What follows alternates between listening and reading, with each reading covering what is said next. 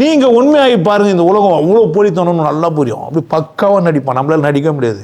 எல்லாத்தையும் கேட்டு திரும்ப ஒரு அடி அடிப்போம், அவன் பெஜராகிடுவான்.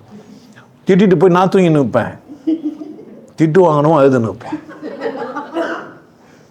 ஏன் நம்மக்கிட்ட என்ன இல்லை, ஒரிஜினல் பீஸ் இது, அவ்வளோதான் நமக்கு வேல்யூவே. என்னை தூக்கி வெளியே விசிறடி, என்னை தூக்கி என்ன பண்ண வெளியே விசிறடி, நான் வாழ வந்துக்கிறேன், என்னை காப்பாற்றுறதுக்கு கடவுளுக்குறான். அங்கே ஒன்று எனக்கு இருக்கும், அங்கே ஒன்று எனக்கு இருக்கும்.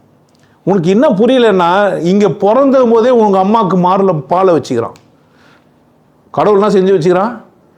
நீ இங்கே வரப்போறேன்ட்டு வர்ற வாசல் கீழேன்ட்டு மேலே 2 வாசலை வச்சு என்ன பண்ணி வச்சுக்கிறான், பெரிய சதையை வச்சு பால் வச்சுக்கிறான். கடவுள் என் மேலே எவ்வளோ அக்கறையாகிறான்.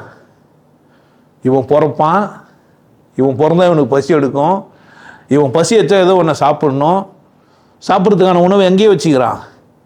நான் எங்கே பிறந்தனோ அங்கே வச்சுக்கிறான். என்னை எவ்வளோ தூரம் வச்சுக்கிறான்.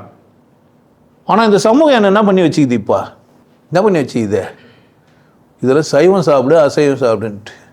அம்மா பால் ரத்தம்னு தெரிஞ்சிருந்தானா, வீகன்னு உனக்கு புரிஞ்சிச்சானா, பிற்காலத்தில் நீ வீகன் ஆக போகிறேன்னு தெரிஞ்சிருந்தா அந்த பொம்பளை அப்போ என்ன பண்ணியிருந்துருப்பா, பால் கொடுத்துருந்துருப்பா. இப்போ அவனா வீகனாக சுற்றினுப்பான். இந்த வீகனுக்கு என்ன புரியல. இப்போ என்ன சொல்கிறான், அதுக்காக மாடு மாடோட குட்டிக்கு தரத்துக்கு தான் பால் கறக்குது, உனக்கு கொடுக்கறதுக்கு இல்லைட்டான். ஏன் இவன் குடிச்ச பால் தப்பாக போய்டும்ல. டே அப்போ நீ யாரும் இல்லை,